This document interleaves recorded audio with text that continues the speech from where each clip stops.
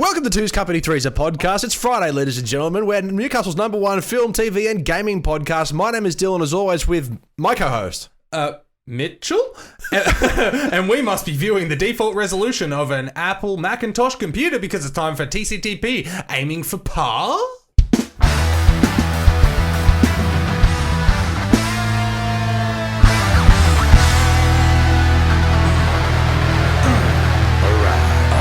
In the mood.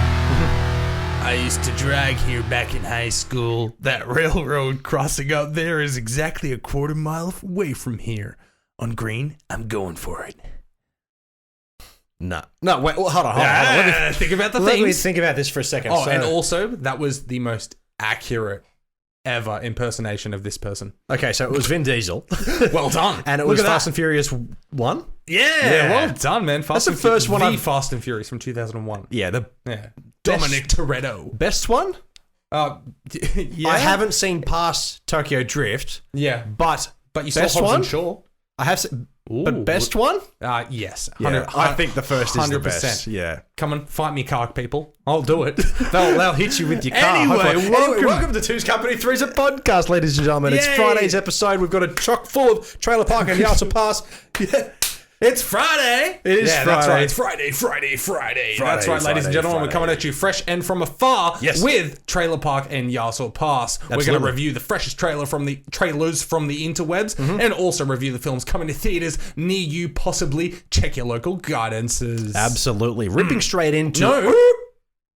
Okay. Check out the socials, ladies and gentlemen. Oh, yes. 2C3 Pod on Facebook, Instagram, and Twitter. And make sure you're listening or watching on your preferred platform, Podbean, Spotify, Apple Podcasts, Stitcher, and YouTube. Big Summer Blowout. Now, feel free to also subscribe on Twitch. Yes, exactly.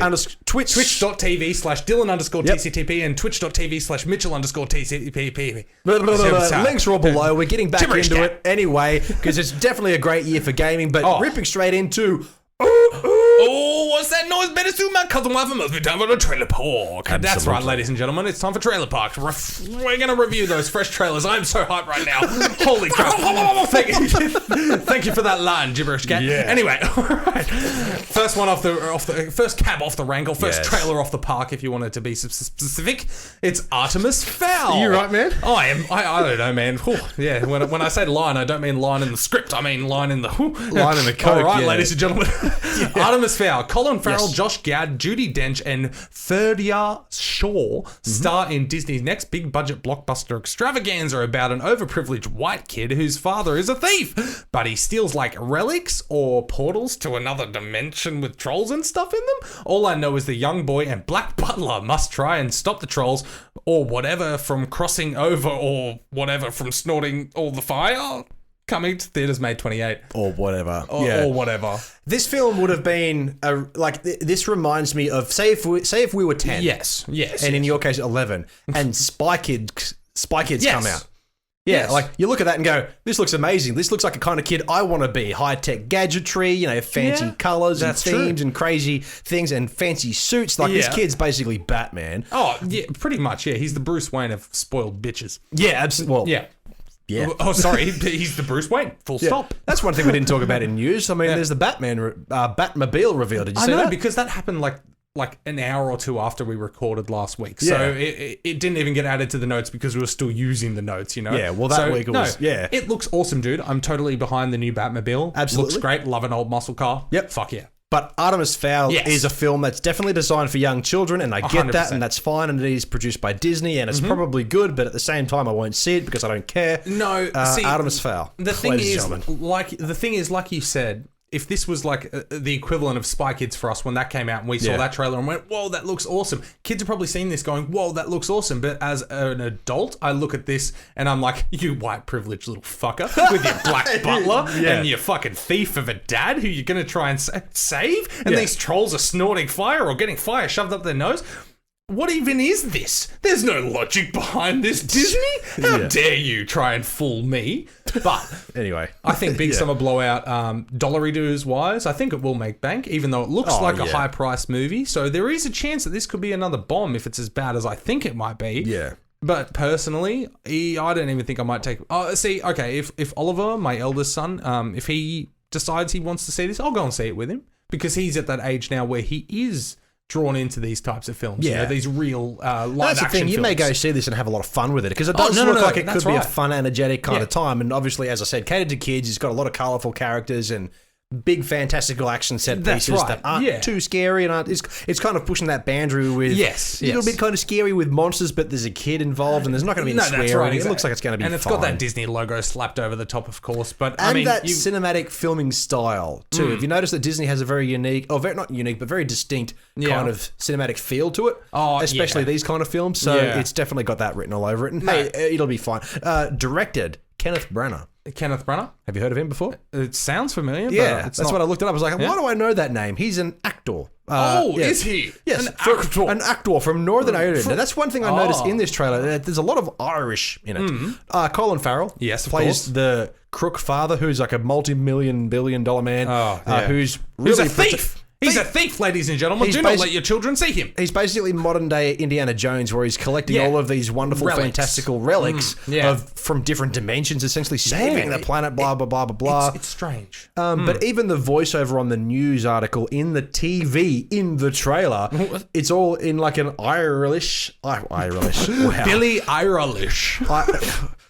Irish accent. I was like, how the fuck? Where did I get to that? No, it's not Irish. Yes. It's in an Irish accent. So I feel like this film is going to be completely set in Ireland, which is kind of cool. That's cool. At least it's not American. Absolutely. He might be a thief, but maybe he'll at least be a drunk. Who knows? Yeah, he may share his pot of gold. It's not racist. Everybody gets it. No, I know. I was going to say, and I can't really talk. I did have white privileged kid and then black butler, so I mean I'm pointing out race too. It is Friday. I point out the two that aren't Irish. Anyway, all right, but Big Summer Blow, Big Summer Blunder. Listen, it'll be a big summer blowout of course, but for me personally, I don't want to give it a big summer blunder because it's probably fine. No, exactly, that's right, but it's one that unless a child of mine says, can we see this? Yeah. I'm not going to see this. Yeah. And you've got to remember as well, we're two late 20-year-old guys. Give us a break. Yeah, exactly. We're two late 20-year-old guys who have grown out of this type of thing personally, But again, it may be a fantastic film. In saying that, though, there is another film on the list which is coming after the next one, which I'm very excited for, which is completely animated with a very unique style, but it's not really made for kids. No, but that's kids right. would love it. Exactly, that's but right. We'll get there. That's right. You take a sip of the water while I quickly address the camera and say, my God, you're looking beautiful out there. Thanks for liking and subscribing. Ring that bell as well. It's funny. Dylan, do you want to... You say that when looking at yourself in the camera reflection. If you look closely enough, I'm not addressing the lens. All right, Dylan, take it away with the next one, my friend. Alrighty, please don't fuck me, Mitchell, on this one. No. This one's a pretty serious one. Yeah. The next one is a film which I am very much looking forward to, and I only watched the trailer in its full length right before recording this episode, which has got me even more excited because when it first was announced, I was like, another one? Yeah. But this might be the year. So, this film is called Greyhound. Set in 1942 during the beginning of World War II, it appears, being that year. Yes. This true story comes from the screenplay by Tom Hanks and starring Tom Hanks doing what Tom Hanks does best, be the captain. We see old Tommy Boy as the commander of a ship who is battling an enemy he cannot see, submarines. And oh shit, if there isn't a lot of them, how's he going to get out of this one? I said that incorrectly, but we'll find out in July. That's fine. Yes, well done, man. Yeah. Just to preface as well, I write all of these blind to Dylan, doesn't see them until we record, so if he mumbles his way through one of them, forgive him. I like to try and fuck with him. But anyway, Greyhound. Yes, Greyhound is yet another World War II film starring Tom Hanks, and we all know that he did a magnificent job on Saving Private Ryan. We can't really move on because that film is so great and will stand the test of time. Absolutely. But he is returning to play an older gentleman who's captaining his first bout on this boat called Greyhound, and they're obviously traveling from America to London, and they come across European Nazi. Nazi U-boat wolf packs. Yes, and I didn't expect to watch a trailer on my phone and get chills. Yeah, right. I really, really think this is going to be a captivating film. Yeah. And I'm sitting there thinking to myself, I know Tom Hanks is one of the most magnificent actors on the planet. I love him dearly. One of your favourites, right? For a time, he was my favourite. Yes. probably still is, to be honest. I know Johnny Knoxville's up there, but we get it. Yeah, he could pop his eyeball out. But yeah, no, Tom Hanks. And I was like, okay, maybe he's a bit old to be playing a character like this, where he's a bit soft in the face. He doesn't really seem like a grizzled war vet, but he's also playing the guy who's on his first trip. Exactly. So I think, and the kind of situations that they're in where it gives me vibes of a borderline horror film. Yeah, the way it builds to that crescendo. Yeah. Well, you know what that word means. That's a musical word. I like it. Yes, I'm an educated human. Not everybody Fuck knows. off. No. Crescendo? Jesus Christ, I know what that means. It's not to be insulting. I'm just saying that's a lot of people don't know what that means. Well, it's been taken as an insult. Well, take it as you will, Mitchell. Dylan, I went to a private high school. You did. How was Callahan? Callahan got me here. Yeah, that's true. And we're in the same boat. So, anyway, speaking of boats, moving on. Yeah, carry speaking on. of boats. Yes, exactly. Educated man. He had a great segue. Yeah, that's right. Crescendo. Sorry, anyway, to crescendo back to where it was. So, what was I saying? Yeah, so the soundtrack has that really... there's no music. It's more atmospheric sort of sound to it. And as I said, it's got that horror atmosphere where they're surrounded by unseen enemies. Oh, yeah, especially that one scene where he I don't know if he's resetting the thing or whatever. And the radar. And then all of a sudden... The reveals there's like hundreds of ships around. Yeah. Oh, man. No, absolutely. Do you have an issue with Tom Hanks basically being a captain in any movie he does now? I haven't seen... There was that Flight 107 or whatever it was, where he was a pilot. Yep. And then there was Captain Phillips. I think it's the one. That's based on a true film, but I haven't seen that yet, but I really want to. Based on a true film? My God, that's amazing. So it's a remake? No, the event was based on a true film. Hey, look at me.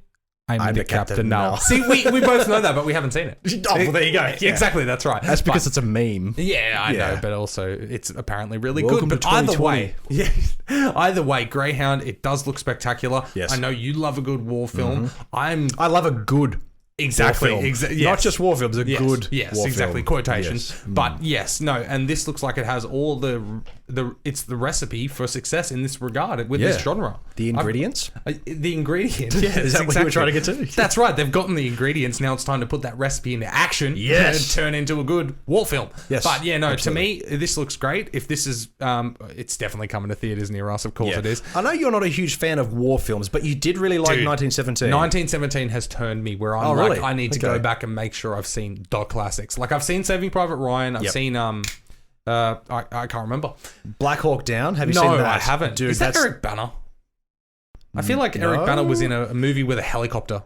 Maybe it was the Hulk and he grabbed one. Was it Jarhead? No. That's Jarhead was Gyllenhaal. No, I have seen Jarhead. Yes, because we've discussed Gyllenhaal before. Tobey Maguire as well? Oh, they're brothers? No, that's Band of Brothers. Yes, that is. Anyway. Yeah, but either way, no, 1917 has turned me into, all right, I'm going to give these a damn chance. Yeah. You know? So, my top picks for war films overall would be Saving Private Ryan, 1917, surprisingly. I didn't think I was going to like that film as much as I did. Dude, it was... If you still haven't seen it, it's got to be out on Blu-ray very soon. As I said in my review, I thought it was going to be a big load of wank, but it was a magnificent film. Yes. And definitely Black Hawk Down. That film, for me, I watched it like 10 times in a week back when it came out, and we had it on DVD back when DVDs were new. Oh. And it blew my fucking mind. Yeah. Josh Hartnett, Ewan McGregor. Yep. Exactly. Yeah. But how could you also leave out Tropic Thunder? Oh, that's one of the greatest war films ever. Yeah. Tropic Thunder, as much as... It is Eric Bana in Black Hawk Down. Yeah, I thought so. Like you said that, I was like... See, I know some stuff, bruz. I swear he was in a different war film around the same time. I may be totally incorrect, but... Yeah. Who knows? Anyway, I like Eric Bana. He's not in enough things anymore. No, exactly. That's right. But anyway, so big summer blowout on all schemes. Yeah, absolutely. This will make some dollary dues because I imagine while the budget would be high, it's not going to be a triple figure $100 million film.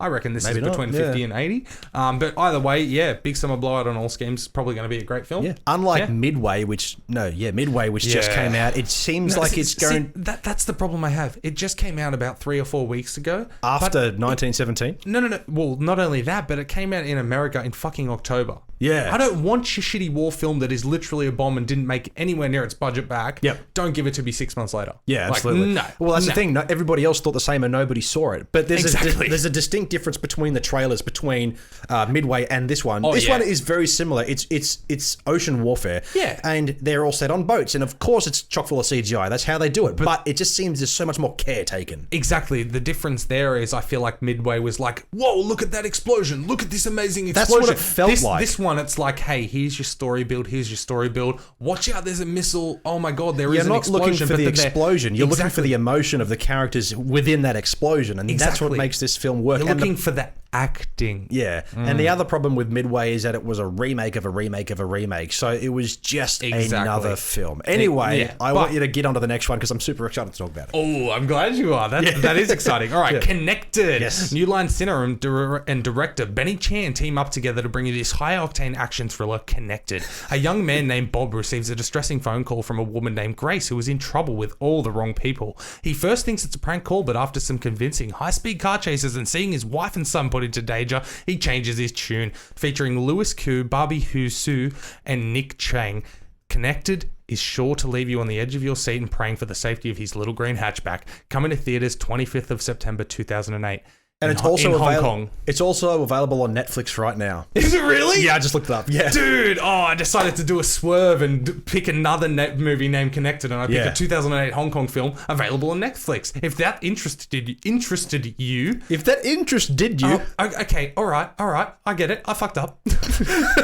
But I will say, would you like me to read an actual one I hid for you reviewing Connected? Yes, please. All right, absolutely. All right, so that one, it's on Netflix if you want to check it out. It's a 2008 Hong Kong film. Yeah. Didn't look too bad. I might actually watch it. But Connected, from the Academy Award-winning team behind Spider-Man Into the Spider-Verse, comes the next big Sony animation film, Connected. The story of a father who has watched his little girl slowly disconnect from him due to the rise of technology. He decides to take the family on a road trip across the country to get her to college in the hopes of reconnecting one more time. Next minute, the entire world is overcome with technology trying to take over the world and enslave the human race. All the Family Lols coming September 2020. And it's very disappointing that the fact that this film is coming out in a few months' time. Because I want to see it now. I said this last week, just before our trailer park recording thing, because this trailer came out like the same day. Oh, yeah, a couple of hours. Yeah, and you were like, we'll talk about it next week. Because we already had it stacked. Yeah, make sure you go and check out Last Fridays. Absolutely. But this film looks fucking adorable, and the animation is beautiful. Dude. The story about the man, the father, trying to reconnect with his family after spending so many years with his young children when technology wasn't so rampant. And they try to go on, like she's leaving for college and there's that typical father-daughter. He does something to try and reconnect and it pisses her off. Yeah, and exactly. she wants to leave. Yeah. And it's really heartbreaking from the father's perspective. But yet also understand if you've been through that, I suppose. Yeah. You know, and moved out of home. Like this film is set for, I would say middle-aged, but I would rather say middle... how would I put this? Because I kind of feel middle-aged in the sense that, like, you're in your 20s. You may have been to you may have been to uni. You may have moved out of home, but it's also made for your parents who understand what it feels like when their kids want to leave. And that has to be a heartbreaking feeling. Not that I've experienced it. I'm not a father. You know, and nor will I be for somebody who's 20 years old when I'm 50. But in saying that, I really like the dynamic that they're going for in this film. The animation is unique. The eyes are very unique, but I fucking love it. Did you watch it knowing that it was the same people who did, like... I had an inkling. Like because I know it's right at the beginning of the trailer, so you know, but then you look at the animation style and you're like, it's different, but I can see the similarities. Yeah. Exactly. You can see how they work, and I love it. How they've done it so far, especially with Spider-Man Into the Spider-Verse, is that they made that film look like a comic book. Yes. But you can say that. Yeah. But you can't really know until you experience it. Yeah. That there's... Even with Guns Akimbo, which we reviewed, go check that out on YouTube and Facebook and wherever else. Even that, throughout the film, you'll have these glimpses of pink color like flash on the screen, as if you're flipping through. And the Spider-Verse did that really unique comic book kind of style with their filmmaking in that sense. I can't really explain it. You have to watch it. If you haven't seen Spider-Man Into the Spider-Verse, go and watch it. Yeah, it was one the of the best best animation. films. Did it come out last? No, it came out the year before. Yeah, of the last decade anyway. Yeah, absolutely. But Connected, you know, the dad, Rick, starring Danny McBride, who I also love. He's done some fantastic things. Yes. Driving their whole family on a family trip to drop the daughter off at her university and then watch her go off to college and become an adult. as you said, the world gets. I was about to say we've been talking about this for about 5 minutes and still haven't gone to the big fucking bam. By the way, technology's coming to kill you, bro. See, this is where the trailer. There's so much in it. This is where the trailer kind of took a left turn for me personally, because I would have preferred a kind of Just National the family Lampoon story? family traveling kind of story. I get what you mean. They get into crazy things, but then the world is taken over by evil technology, which looks fun. I get it. That's the one thing that I'm skeptical about. Why did you need that? And not only that, but why did it need to story? be? Why did it need to be on such a global, massive level? It could have just been like, hey, this kid just does not get off her fucking phone. Yeah, exactly. That's right. I'm curious to see how they're going to actually be able to piece that together and still keep the feelings attached. Yeah. I have a feeling though that despite that story element being introduced and it's going to be taking over majority of the film by the looks of it, as just like you, I am skeptical because I was like, I didn't feel like it needed it, but at the same time, I trust these guys. Exactly. I trust these guys to make a fantastic film produced by Phil Lord and Christopher Miller, who were involved, with some amazing things over the past few years, and they're the producers on this. Absolutely. I trust them, and I trust Sony Pictures to do the right thing. When the first trailer came out, there was like a teaser, and I watched it and I was like, it's just another one of these kind of low ball kind of animated things. I watched the whole trailer and I'm like, yep, I'm sold. This looks so great. No, it really does, man. And like you just said, trusted. I definitely trust the writer-directors. Yep. You've got Michael Rianda and Jeff Rowe, who are a team. Yep. Have you heard of Gravity Falls? I have, but I haven't seen it. Dude, it's a Disney show that's on Disney Channel, so it's made for kids as well. But my God, it is a fantastically clever, kids cartoon that I've been able to sit down and watch multiple seasons of, and it's great. These guys, I do know they also did Disenchantment for the Netflix as well. Oh, okay. So that's Matt Groening's. Yeah, exactly. And TV show, exactly. Yeah. But man, like these two working together, they did Gravity Falls, man. I'm putting all my trust in you, Sony Pictures Animation. Yep. After the Spider-Man Into the Spider-Verse, the team you've got behind this one, all right, I'll give it a chance for that part of the storyline. I reckon you'll find a way to make it all click together very well. I like it that I'm you all brought about up this. I like it that you brought up Gravity Falls. Yeah. Is because you said it's a very clever, well directed, well written kids show. Yes. Some kids shows are fantastic. Oh, 100%, man. What's another one that I was thinking of? 100%. I don't think it. The other one that I'm thinking of isn't anywhere near similar. But it's like where they're ripping off Survivor. Do you remember that show? Is it like T.I. The Island? Was that the one? No, I can't remember. Anyway, it's kind of like Survivor where these contestants go to the island and then there's the host. And they're like, the contestants are ranging from kind of angsty teens to big butch jocks. Of course. It's all animated. And I remember watching it recently on Disney Plus, I think it was, or maybe not, just on YouTube, thinking like, this is designed for kids like 5 and up, but I'm having a great time with it. No, absolutely, man. Kids shows, not all kids shows are dumb because not all kids are dumb. That's the thing. I think we've also got to consider, sorry about the rabbit hole. I think we've also got to consider with these shows, yes, they're on a kids' channel. Yes, they are good enough for kids. I think these are adults writing cartoons that they just want to write. They just happen to not have swearing and language and sex in them, so they can be on a kids' channel. They're probably not for kids. They're probably written with the intention of, grown-ups will love this. Yeah, exactly. But because it's so clean, it can be on one of those channels and they get a deal out of it. Yeah. That's probably how a lot of those shows happen. Yeah, with that too, like a lot of those TV shows, especially with children's ones, they do have a lot of adult themes that just go way over children's heads, but they're not so obvious to the point where everyone goes, oh, that's a bit distasteful. Yeah. Like, for example, Powerpuff Girls. I never watched it as a kid because I was like, I'm not watching that shit, I watch Transformers. But I do know that show was chock full of adult references and adult themes. Absolutely. And you go back now and think, holy shit, this is actually, it's cutesy and it's funny and it's kind of small and whatever, but it's hilarious. Rocko's Modern Life. Oh, man. Angry Beavers. Rocko's Modern Life is not meant for kids. I watched that. Cat Dog. All of those TV shows, everything went over my head. And I go back now and I'm like, man, this is heavy. This is hilarious. Oh, my God. Like, as in, you go back and watch Rocko's Modern Life. Oh, yeah. One fine day with a wolf and a purr, a baby was born and a caused a lot of stir. Yeah. I know Toby had his theme song was the Angry Beavers theme song for a while on his phone. Yes, he did.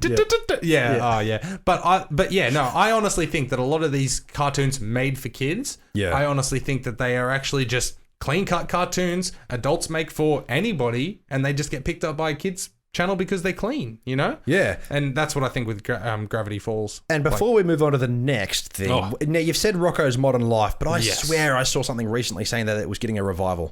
It had a Netflix special. It did? It had a Netflix special. I've watched it. It's pretty good. Okay. Yeah, exactly. I mean, it's Rocco. Yeah, simple as that. He's a wallaby and he has a cow friend. Exactly. And he's a bit goofy. And Heifer. Yeah. Heifer. I love Heifer. And I remember he got swooped up by an eagle one day and he's like, what's for dinner? And the eagle goes, wallaby. Yeah. No, it's hilarious. I know. Yeah.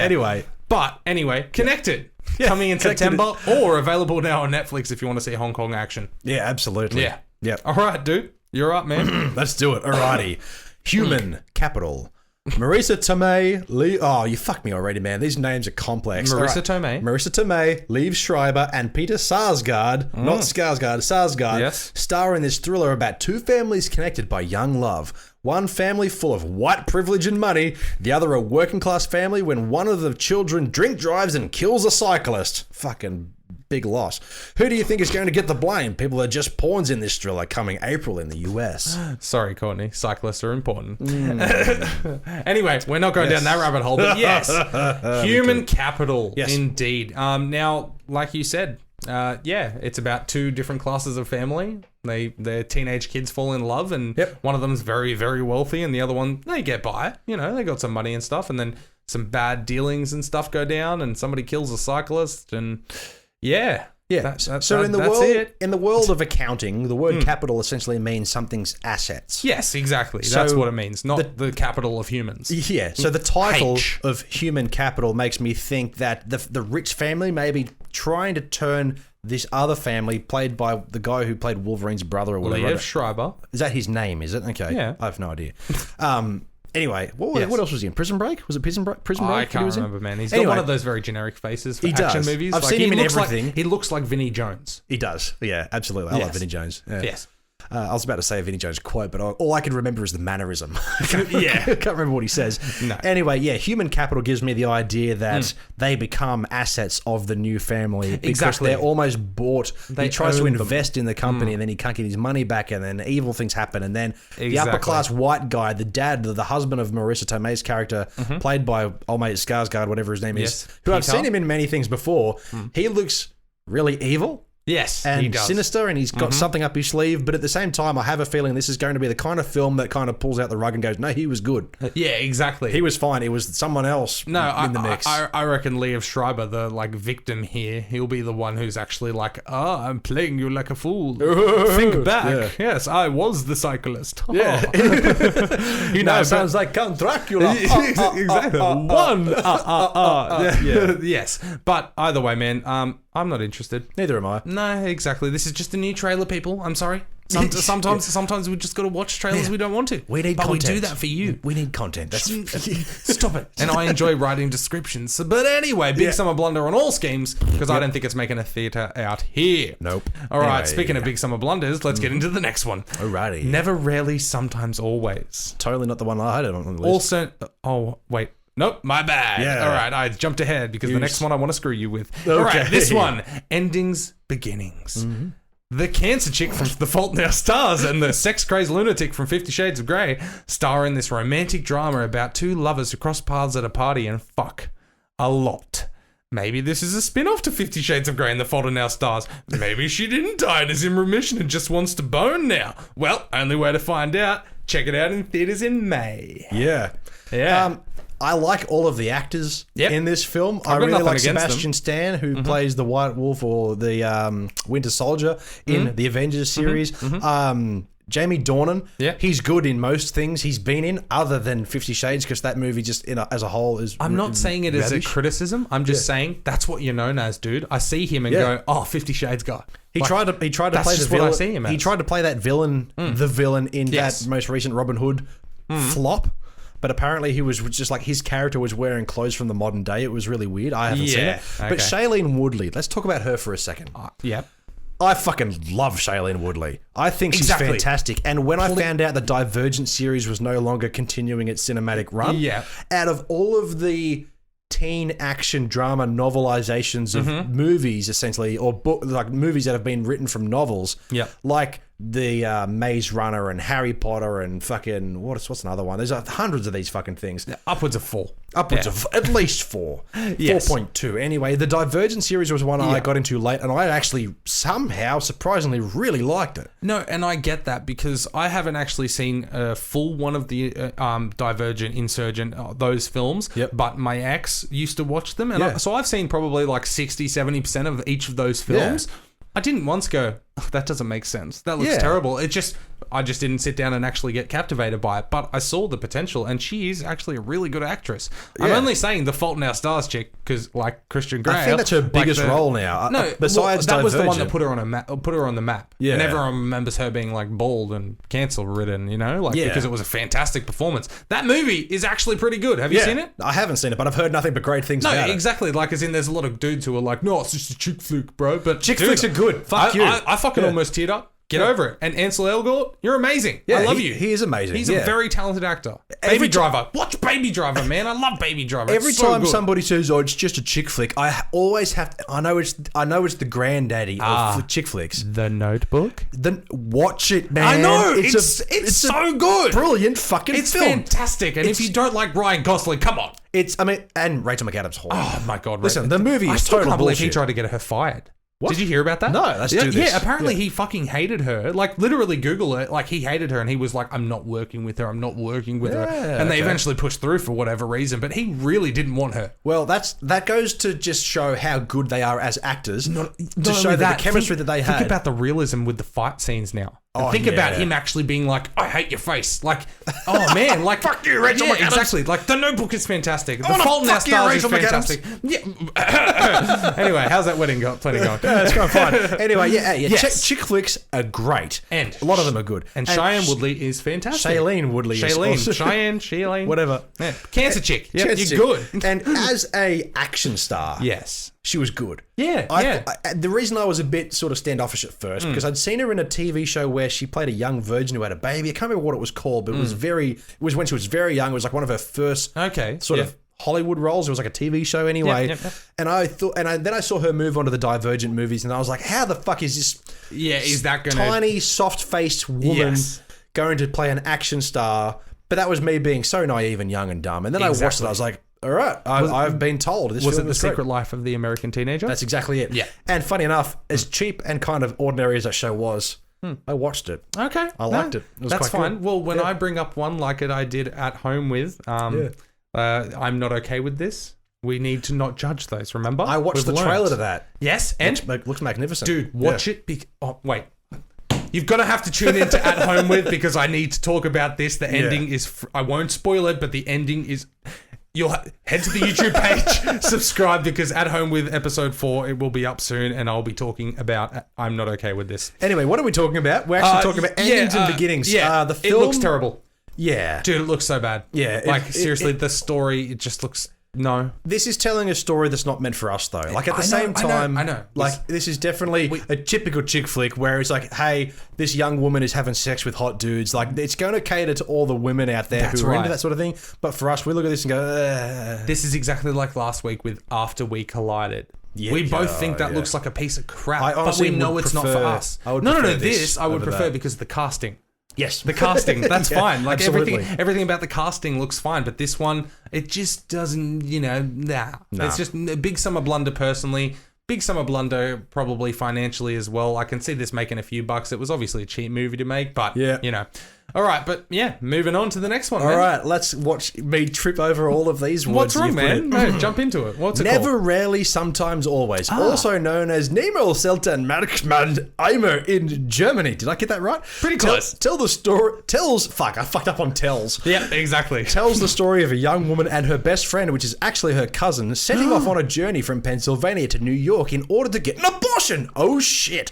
The story of women's struggles and the shit they have to go through that men definitely take for granted sometimes. A film festival darling of a film, it has earned itself a limited release in the US starting today, which is... Friday. Yep. And the 13th of March. And yes, it is. And the German release in June has potential for a release sometime this year. Man. I love it how you just sometimes forget words, but you almost nailed the German. Well done. And then you're like, look at all this German, and then tells... No. It's like, yeah, forget the four-letter or English word, but yeah. No, okay, so, basically, were they cousins, were they? I think in the trailer they said, who are you here with? I'm here with my cousin. Oh, she might have just been saying that. Maybe. I just said best friends. Maybe anyway, cousins can be best friends, man. What do you have two young women that are set out to find a new life for themselves. They get caught up into some shit because it looks like one of them, the non-pregnant one, gets herself in a bit of trouble, steals some money, is a hooker at some point, I think. I don't know. Like a subway hooker? Yeah, I like a subway hooker? Like a subway hooker? Oh, and then, with the sandwich. And damn it. You're welcome. Yeah. Eat fresh. Yeah. So in this case, they're not eating fresh because it's a subway hooker. Yeah, exactly. There's mice down there. Yeah, lots of mice. Ugh. Anyway. Pickles, please. But yeah, no, it just... okay, I get the journey. And the journey... I'm sure this film could be really good, man. And I get the story. They're telling of the story which only young women in this particular situation... Actually, I wouldn't say only. I would say young women around this age can really relate to. Whether you've had an unwanted pregnancy or a young pregnancy, or you know somebody who has, or you've lived a perfect lifestyle and everything's gone well for you. You can watch these films and relate. I feel like in this day and age, basically everybody knows of somebody who's had to go through something like this. Yeah. And it's not a good thing to go through. And as men, we clearly can't relate firsthand. Yeah. But as much shit as we cop, like we biologically cannot. No, that's exactly right. Sorry. So, it's true. But in saying that, I'm not going to just say, oh, it's a chick movie, I don't get it. No, I honestly see this story, and it is a very powerful story because they're clearly two young people who don't have adults or like a parental figure to turn to. Because they're running away. Yeah, because they're running away together from Pennsylvania to New York or vice versa. I can't remember. Heading to New York. Yeah, okay, so other way around. But it does look like it actually tells a pretty powerful story, man. And like I said, it's one of those films that's done the film festivals. It's been given high regard, and then it's earned itself an American release date. It's got a German release date in a few months afterwards. And then I feel like this will slowly spread throughout the year until by the end of the year, we might even see it here in a few select theaters, you know? Yeah. It just seems like one that is gaining traction and a good reputation based off the storytelling and the directing. Yeah. I wanted to have a look at the director because a film like I had this... a quick quiz before. A film like this can't be... As I said in one of the trailer parks one of the trailer parks in a recent episode where certain films have to be written by people with experience. You know... Is this the one who did a Netflix show? She did episodes? Yes, she did. So the director is Eliza Hittman, or Hitman, however you want to pronounce her name. Hitman. Anyway, Eliza Hitman. She hasn't done much, but she has been around since 2008. Her first short... Well, she's done a lot of short films since 2008 and then moved on to sort of cinematic releases. But she did direct 2 episodes of 13 Reasons Why. Yes. Which is, I think it would have been season 1 if it was 2018. I believe so. 13 Reasons Why. I know you haven't seen it, but... I've seen the first season. You've seen the first... That was good. Oh, that's right. So I haven't... Yeah. Second season, somebody gets fucked with a broomstick, and I'm like, no, I'm out. Oh, dude, I get... We've talked about this, and I get why you're out, but it's just as good in terms of its writing and its acting. But just as good. The premise of the first season, 13 Reasons Why, that's your cassette tapes. That's fantastic. There's 13 Reasons Why. I think that's where the book ended too. And then fucking don't anymore because there's no more reasons. Don't call it 13 Reasons Why Part 2 because there's no more fucking reasons. Yeah. You covered them. We're done. Essentially what they do is they go from the stories for each individual who was involved. Yes. I know they did that with the 13 Reasons, but then they tell the stories of everybody who was involved. It's less about Hannah Baker and it's more about the school as a whole. We discussed it. Yeah. Go back to the archives whenever it is. I saw one season. It was good. Yeah. And I'm good with that. But she's directed 2 episodes of those. You couldn't tell which one was hers compared to anybody else's because they're all written the same. But I do have faith in her to write a great a film for young people who can relate to on heavy topics in very specific scenarios and very unique ways. So I think that Never, Rarely, Sometimes, Always, on the grand scheme of things, won't be a massive performer because it's a very unique film. No, but I feel like this is one we're going to have to add to like a watch list this year to watch its tracking. Yeah. Because like I said, it's just earned today a US release date, limited, and then it's got the German release date lined up. I feel like this is one we're going to have to track and just watch, and then all of a sudden we may find this in Yas or Pass in 4 months. Yeah. You know, it's like this is one where she could be on the Hitman could be on the hit list soon. Yeah. Because this is obviously the big breakout film role, and then we'll have to see where her looks of career it, goes yeah. next, you know? Yeah, absolutely. So, as I said, grand scheme of things, probably going to be a fairly smallish film to start off with. Yeah. It may Yeah. gain notoriety, but on a personal level, Yeah. For everybody who this film is intended for, I think it'll be a blowout. Yeah, no, exactly. I completely agree with you there. Yeah. Absolutely. All right, moving on. We've got 2 more left on Trailer Park. Absolutely. Moving on to Blue Story. I'm blue if I was... I didn't write that. From the visionary mind of Ratman, whoever the hell that is, comes Blue Story, our 2C3 Pod weekly thug film. But this time, it's set in motherfucking England. This story follows 2 best friends who call themselves... brothers, but then, one joins a gang, the other joins the rival gang, and boom, here come the fireworks. Actually, it looks pretty decent. Coming to theaters in the US next week. Okay, so when I first read the description, I didn't read the whole thing. No, I didn't read the whole thing, but I did read from the visionary mind of Ratman, whoever the hell that is, blah, blah, blah, blah, blah, thug film. And yes, we have one every week. Yeah, every damn week we have an African-American, or in this case, English African-American. African English. I'm not sure. We have... young black women? About young black men in the streets in society in of the London. hood, Yeah, essentially. Yeah. And we have one every week. Lower Somersby, bro. But most of the films that we've looked at for Trailer Park that are similar, that tell the story of young black gentlemen living in the streets and getting into violence and street gangs and things like that, that you usually think, that looks like shit. Oh, and I thought that you were going to say the same thing because I'm usually on the other end. I usually think, hey, it doesn't look bad. Last week we had dirt bikes. I was going to say, and last week I was actually intrigued by that one, which was basically just like your run-of-the-mill thug film just with dirt bikes. Yeah. And no, I actually thought that looked like a decent film. I'm critiquing them based on film. Yeah. But also, you do have to remember, 2 late 20-year-old white guys... It's not. We can't relate to this. They're not made for us. No. Like, it's as simple as that. So we may be like biased towards these thug films, but at the same time, they're not made for us. No, they're not. It's as simple as that.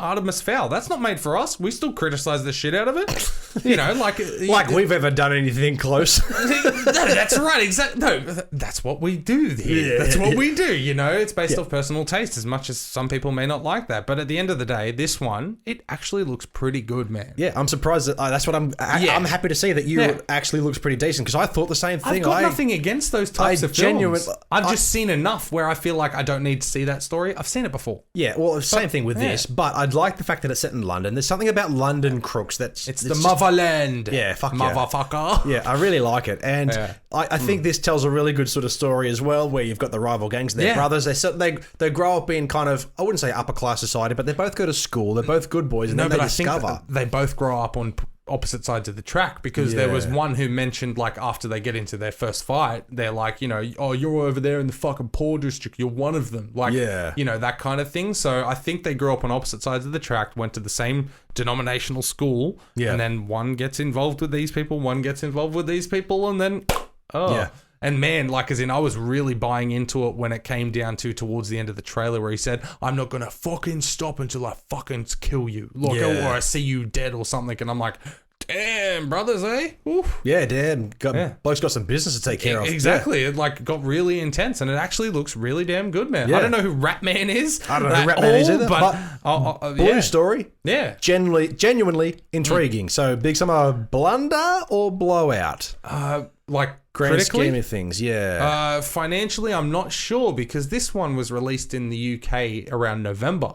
Well, and now really? it's just earned a US release date. So this is almost the equivalent of the last one being a film festival darling. Yeah. This one's like a local English film darling. Yeah. And then it's actually expanded and got worldwide darling. Worldwide darling. Maybe we'll have a cup of tea with this one in the Aussie Pop next week. But no, it won't be in the Do you call them scones or scones? Scones. Good. They're scones, bruh. Yeah, good. Aussie. If you call them scone, I'm kicking you out that fucking window. No, exactly. If you call them scone, you can go back to the motherland. Like, yeah, absolutely. No, they are scones, ladies and gentlemen. Tom, you heard that. Scones.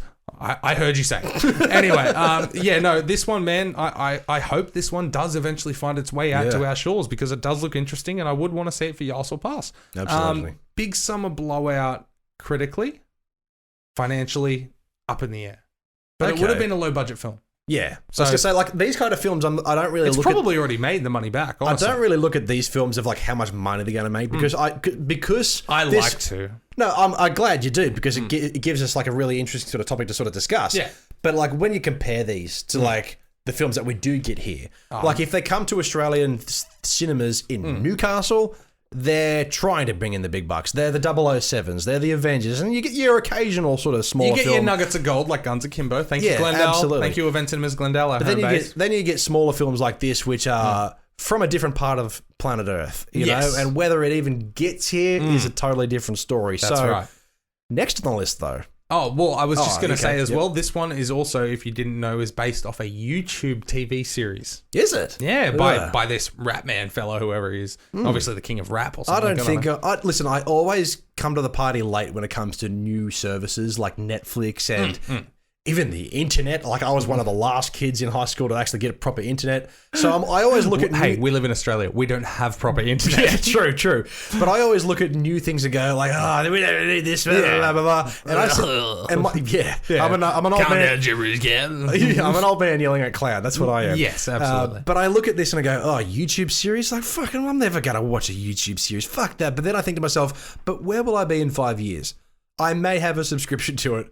Who knows? Exactly, that's right. I said that with Netflix for the first 12, 18 months that it was out here. Yeah. So I was like, I'm not buying into that shit. I got Foxtel, I'm good, blah, blah, blah, and all that. And there wasn't as much choice. Yeah. And then I got it, and I've had it for now 5-6 years. I've had it for years. Yeah, I was sold on it because somebody back in a number of years ago now told me that The Simpsons was on it. So the same reason I got bought it at Disney Plus. Then I got it. Turns out it wasn't on there. How's that Disney Plus subscription going?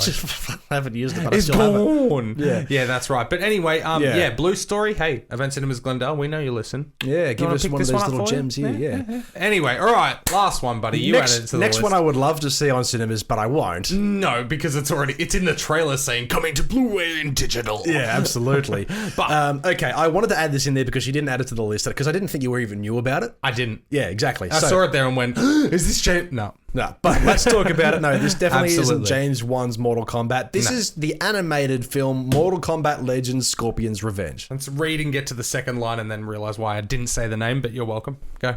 All right. Yeah. Do you want to read it? No. Okay. Keep going. You're right. Hold the goddamn phone, Mitchell! You thought you were excited for James Wan's Mortal Kombat live-action film coming 2021? You crazy. Why wait when you can have the animated straight-to-Blu-ray digital epic Mortal Kombat Legends Scorpion's Revenge? Yes, I read it how you wrote it. The story is insanely unique and stars the usual bunch of misfits such as Raiden, Scorpion, Liu Kang, Sub-Zero, and Johnny Cage. And how could we forget Sonya? Look out for it now on Blu-ray shelf in April. Well, there's a first time for everything, isn't there? You reading it how I wrote it. Oh, sorry. Anyway, yes. So, that's right. Dylan, you added it. You talk about it. Okay. I wrote my shtick. Okay. Yeah. I wrote it for you because it had my name in it. But yes, I gathered. Yeah, and I know you wrote it because you spelled combat wrong. Oh, fuck you, It's got a K, man. Oh no, that's all right. Tell me how to say tells. Tells. Oh, really? You get it right now. You get it right now. Oh, man. I can't. All right, ladies and gentlemen, welcome to Two's Company One's a Podcast. What's the download count? Anyway, what we're talking about? Yeah, so Yes. Mortal Kombat Legends Scorpion's Revenge tells the story of Mortal Kombat. Nearly every video game that I've played of Mortal Kombat tells the story, really, if there is a story, of Sub-Zero being the villain against Scorpion, where he killed his family in some degree. Oh, right. But besides the point, there's this galactic combat competition called Mortal Kombat held by these elder gods, essentially, or this race somewhere, and you need every realm. You've got Nether Realm, you've got Earth Realm, and there's another one as well. Okay. Earth Realm is obviously where humans come from. The Nether Realm is people from hell and things like that, and all different realms, blah, blah, blah, blah, blah. I know you got no interest. You're fucking just playing with me here. I'm trying to figure out jokes in here. He said nether, and I'm like, oh, look at your balls. Nether? I don't know. Low? Okay, balls. Yeah. Educated. Anyway, we all know the story of Mortal Kombat. Yeah. People fight, and you have to win. If you don't win, your realm gets annihilated. Oh, that's right. Yes, I remember that. Okay. Because you hadn't told me this in a previous podcast talking about James Wan's Mortal Kombat. Yeah. Anyway, it's all animated. It's got that typical American anime style, which anybody who's watching may be familiar with from the Death of Superman or a lot of the Justice League sort of animated films.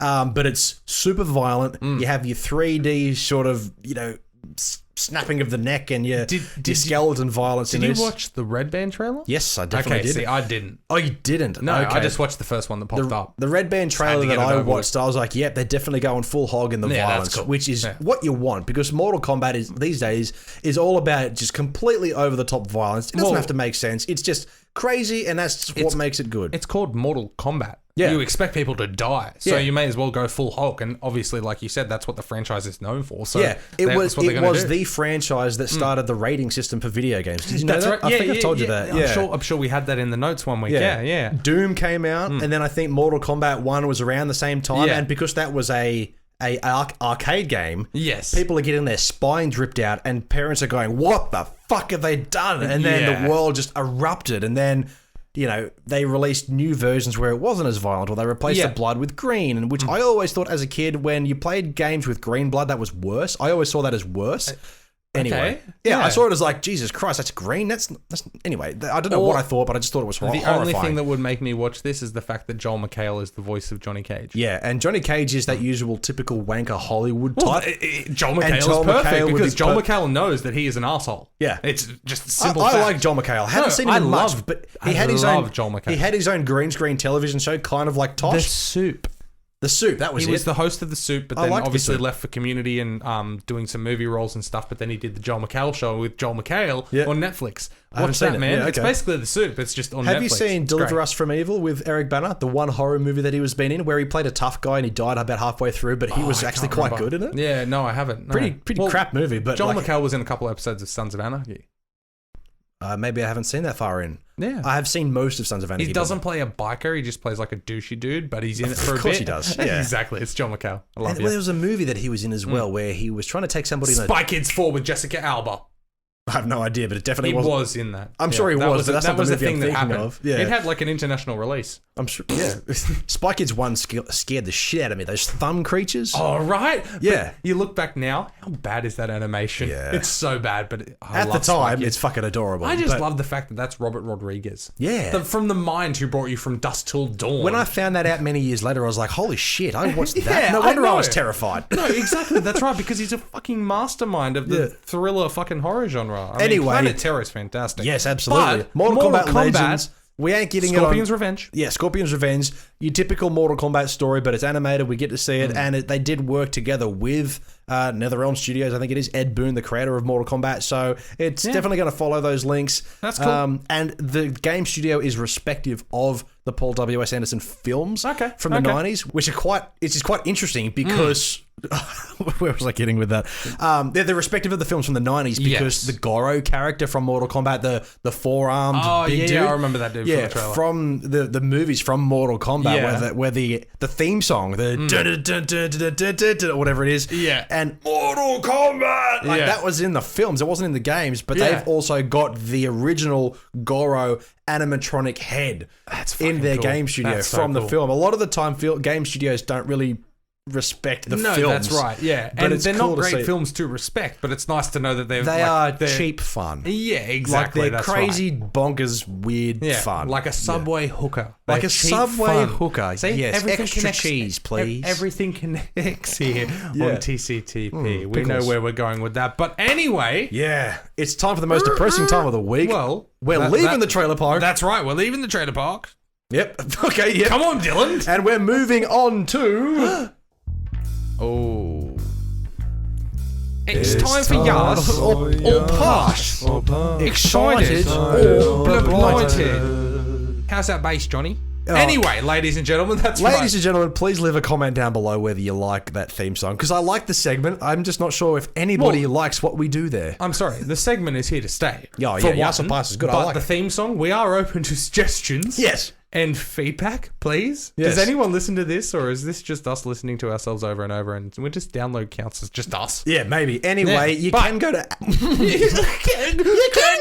you can go to Apple iTunes, Apple Podcasts, where you are able to leave a review there. I believe Stitcher as well. I know Podbean. Podbean, you can leave a comment on our podcast page. Feel free to do that as well, and leave a comment there and a like and whatever else. There's a way to comment on whatever platform you're on, but except Spotify. Yeah, okay, that's true. Yep. But I believe Apple Podcasts and Stitcher both have rating systems. Yes. Feel free to throw us a rating. Yeah, absolutely. Tell us we're garbage. At this stage, we just want to learn. Yeah. Give us a like, give us a follow on Spotify as well. Subscribe on YouTube, of course, where you're going to be watching this, and give us a like and a follow on Facebook and Instagram. Not so much Twitter, we don't really use that, but Instagram and Facebook is the big dog there. We'd really appreciate that. But as we said, it's time for Yas or Pass. We're about to check the films that are coming out this weekend, which actually came out yesterday. That's right. Which, we're going to talk about and see whether... Friday. It's the weekend time. Absolutely. Maybe you're trying to plan your weekend. What are you going to do? What are you going to see? Yeah. Let us guide you in the right direction. Absolutely. Yes. Or away. No, that's right, actually. And I feel like this week there might be a bit of away. Yeah, it's a little bit dry. No, that's right. All right, but this is the March 12th edition of Yas or Pass, Excited or Blinded. Let's do it. Absolutely. The first one, Bloodshot. Guess who's back? Back again. Toby Kebbell is back. Tell a friend. That's right. That's right. Toby Kebbell stars in this high-octane action thriller as Axel. Axe. I read the exclamation point as an L. Axe. It follows a group of super soldiers being controlled by Guy Pearce, and they do his dirty work for him. Oh, and apparently that Vin Diesel is in this too as some Bloodshot character. Yeah, anyway. Yeah. This film is... Listen, as much as I probably will go see this because it is your latest dumb action superhero-esque style film, I don't think this is coming out at the right time. I think this would have been better off coming out back in the days of XXX1. Because of the virus. Because of the virus. That's Bloodshot, and they're like, ooh, because contamination. Because of the film. Oh! That makes more sense. Yes, absolutely. I completely agree with you on that sense. It's probably fine. Can you remember what I said when we first watched this for Trailer Park about 4 months ago? No. I said, this is going to be intriguing to see whether or not the fattest buff man in Hollywood, Vin Diesel, will be able to hold a film himself. And this is what this is. Yeah. And I'm curious about that. I film don't know how to feel about it. separate to Fast and Furious. Exactly. That's what I mean. Is Vin Diesel still a name or a draw in Hollywood now? That's what I'm taking out of this. Yeah. This is where I'm gonna follow the budget and the box office for this one a bit closely because I'm curious. I don't think he is. Yeah. I don't think he is, but I think this film has enough of the right things to actually draw people in. In saying that, the way that I see this, I know like the comic book is apparently popular, and I like the story that this guy can get exploded and rebuild, and he's on the hunt for these people, but I hate that the trailer revealed so much. The story about how they reprogram him, you can't control me. We've seen that 1,000 billion million times before, but I think that even if this film had a different actor in the lead role, say Chris Pratt got buff and then was in this film, for example, or who else is popular at the moment? Jason fucking Momoa, Chris Hemsworth, somebody else was younger, fitter, buffer, whatever, played the lead role. I still think this film is coming out way too late. Oh, no, I completely get what you mean. Absolutely. But I feel like there is enough of an audience for this. That's the reason why there's fucking like 27 Fast and Furious films. Yeah. Because we think those have passed their due by date, but they still keep making them. No, they keep making money. Keep going. Anyway, this one for me, it's a pass, but I feel like this is the one we're going to see. Well, compared to the others, I'm giving this a yes because I actually do, as I said, I do want to see this. I think it could be fun, man. Yeah, I want to switch my brain off in Michael Bay and just watch an action film for the sake of being an action film and being entertained. I'm not going into this thinking this. I'm not going into this thinking that, like this film gives me vibes of Elysium. Did you watch Elysium? Oh yes, I do remember that. Neil Blomkamp and what's his fucking name? Oh man, why do I keep thinking Gerard Butler? No, I don't fucking know. Michael Caine, Matt Damon. Why am I thinking of somebody else? I'm thinking Matt Damon. I'm thinking of his character's name in a different film. Anyway, Jason Bourne. I was like, you Mr. Jason Bourne. No, but that film was amazing. But that's kind of got that cybernetic sort of abilities to it, and I really like that film. We've seen that a few times, so it's nothing that's what I'm saying. Yeah. I've watched pretty much every movie that's somehow inspired by RoboCop, where it's man and machine compartmentalized, I could still see this being quite a bit of fun, though. You definitely are having a great time with this Yas or Pass. I love Vin Diesel.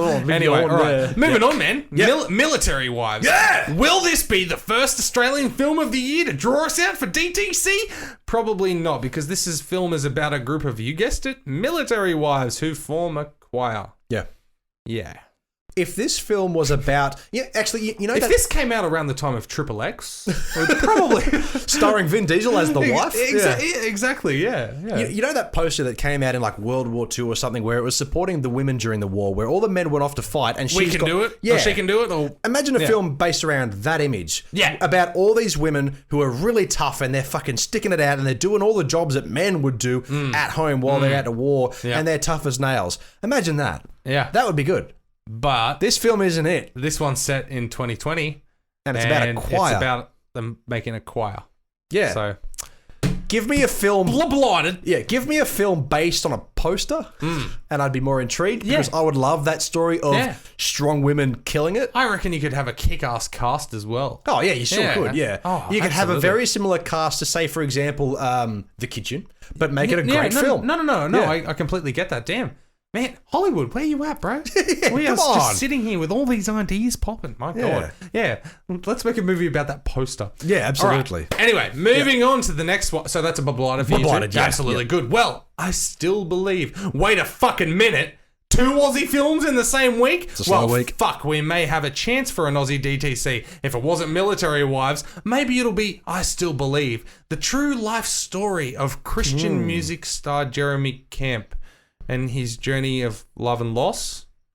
And that looks to prove that there's always hope and yeah.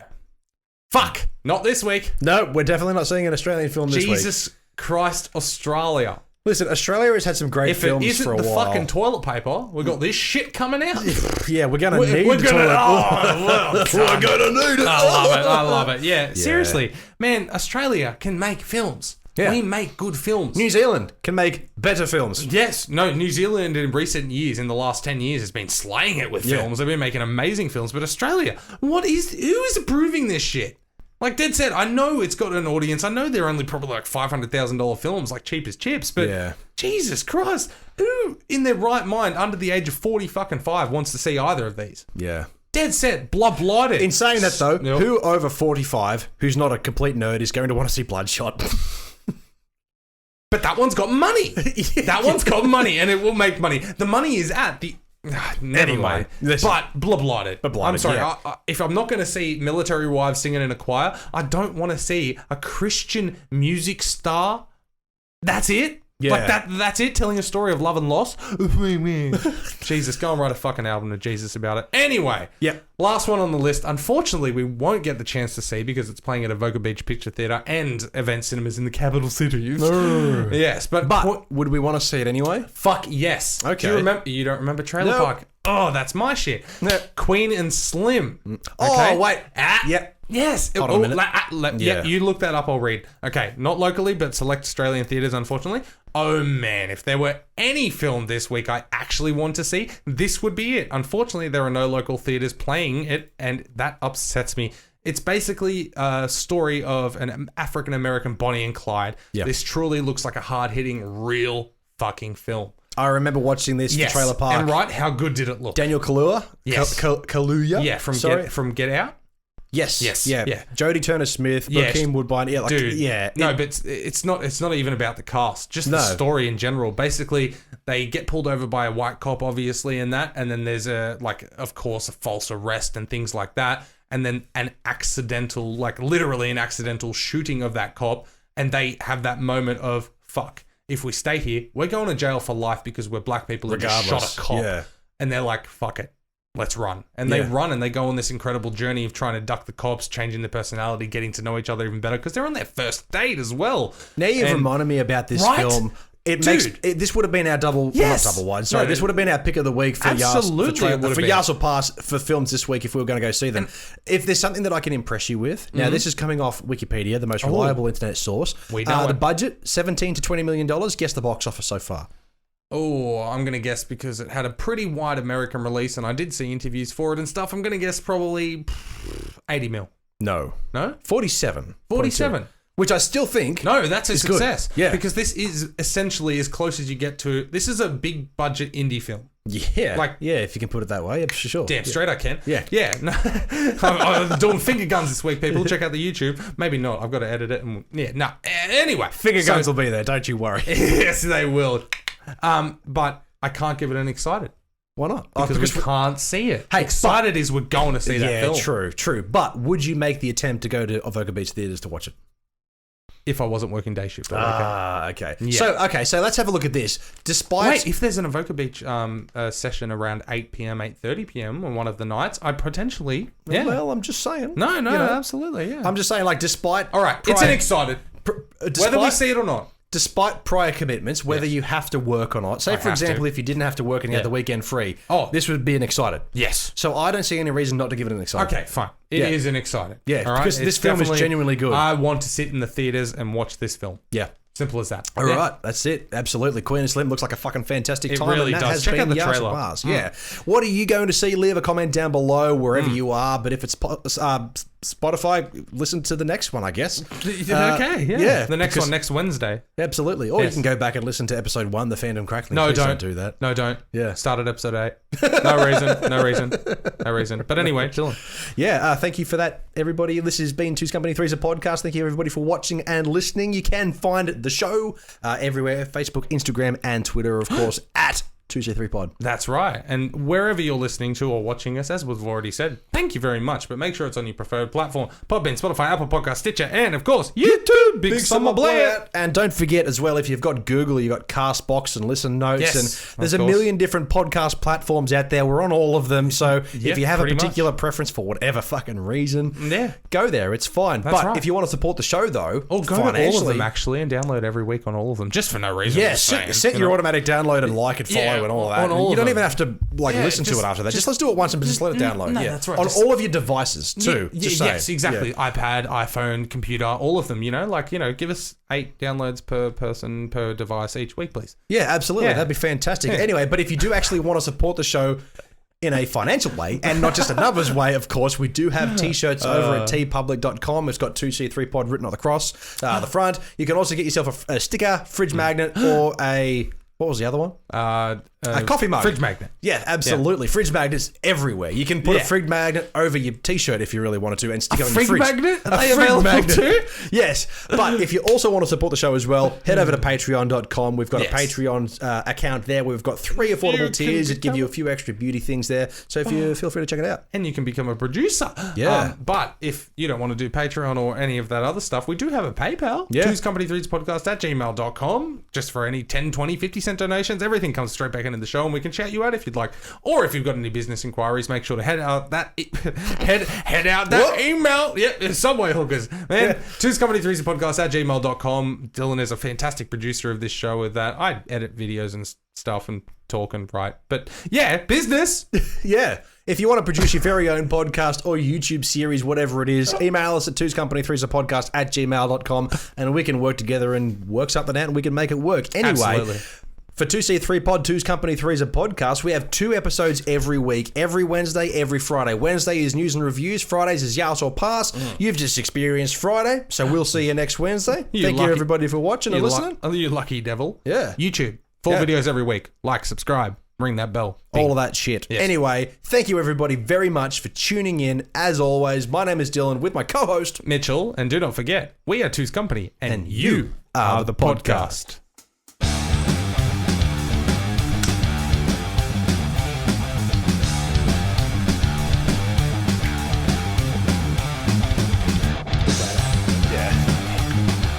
Fine, ladies and gentlemen, you might be watching it on YouTube, but I'm freaking out. But it's just because another song is also playing at the same time. I can't hear anything, man. I've got 2 songs in my head. Oh, right.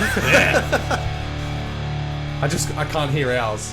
Has ours ended? Yeah, ours would have ended quite a while ago. Wait, really? Yeah, absolutely. No, there it goes. You can just hear it fade. Oh, okay. Lovely, perfect timing. Anyway, nothing to worry about here, ladies and gentlemen. We're on track for our trivia every week. Yes. All right, now Dylan already has the lead. Can he extend it even more? Let's have a look. Or listen. Okay. In the classic Christmas movie Home Alone. Okay. What did Buzz keep as a pet? Oh, it's a tarantula. Fuck you, man. I'm so over this shit. Done. Thanks for tuning into that video by Two's Company 3's a podcast. Don't be sad though, there's plenty more where that came from. Another cheeky video right there. Maybe even hit that subscribe button and ring that bell.